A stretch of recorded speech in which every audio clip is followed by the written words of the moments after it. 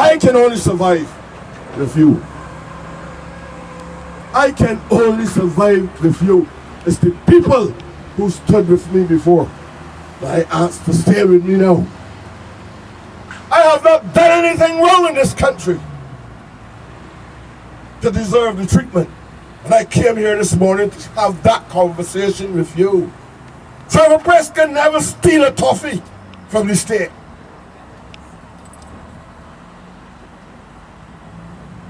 Do you believe that I look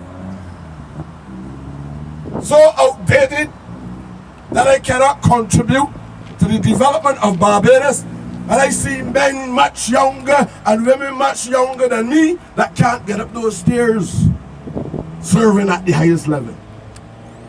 I have a lot to tell you. I'm not going to tell you all now. This is not the time. I only came out this morning because I had no choice. I had no choice because I didn't want the interpretations to go wrong.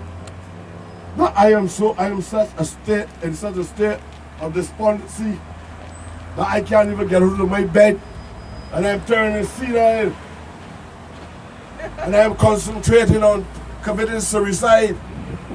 Wherever I go, BLP, DLP, I will always be the servant of the people of Barbados. And if you want me, take it or leave it as I am. I hope that when we leave here this morning, that what you heard from all those who spoke before me resonate in your psyche, in that consciousness. If you have it, let it resonate in your consciousness. Thanks, Andrew. Garvey, look, get book race first. My friend Martin, to whom I will always respect, now is part of the ancestors. Martin told me, if you have not read Race First by Tony Martin, you've never read a book. Read it. Read Philosophies and Opinion of Marcus Garvey. If you never read 2 books, read that. Don't study no Du Bois. Don't study no Du Bois and these people. Du Bois at the 11th hour of his death then recognized the importance of Garvey. And that is what has happened to us over and over again.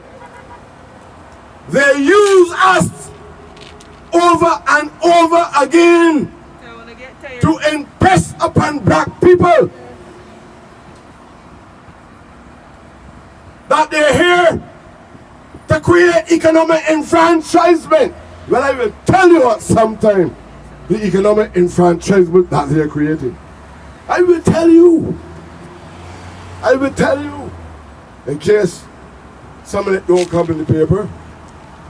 But again, these Uncle Toms who write the newspaper, some of them leave in school with scripture and home economics, and all of a sudden become professors of philosophy in all different types of disciplines, and hide behind school ties, trying to make you believe that they're speaking truth and they have great vision and clarity. The required intuition to take us somewhere. They are the greatest Uncle Toms and sellout political racketeers.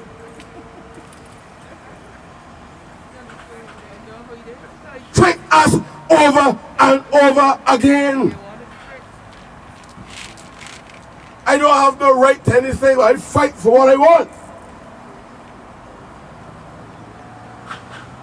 And trust me, all I am saying to you this morning, in the most passive way that I can say,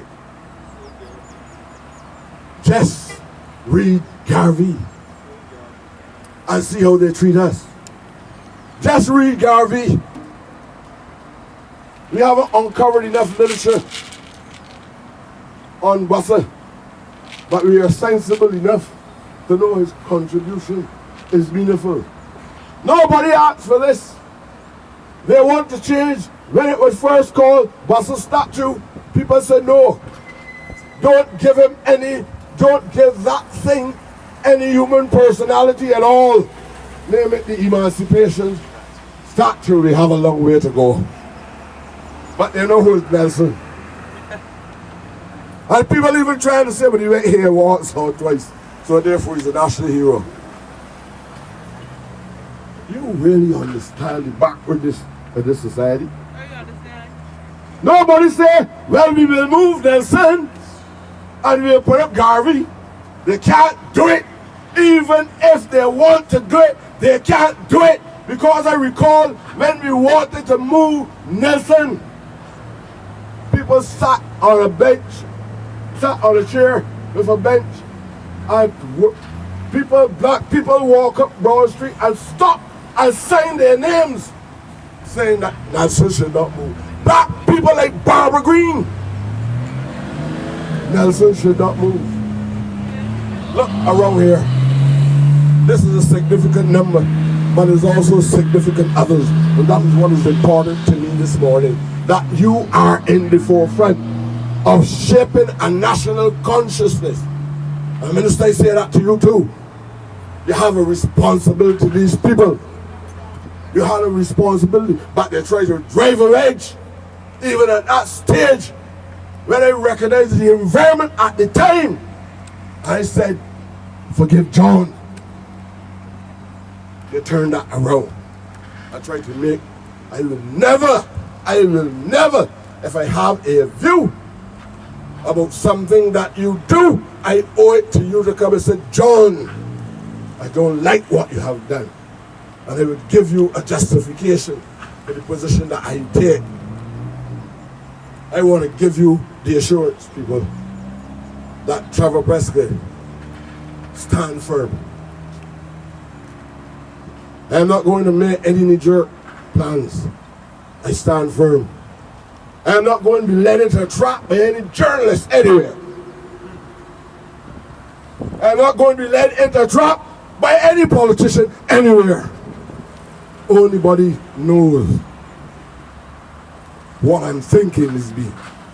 And you hear people say that I am walking around talking about who? I talk about traitors. And if anybody is a traitor, well, I will talk about you. I don't talk about people unless they're traitors to the race. So if you don't know that, you know it now.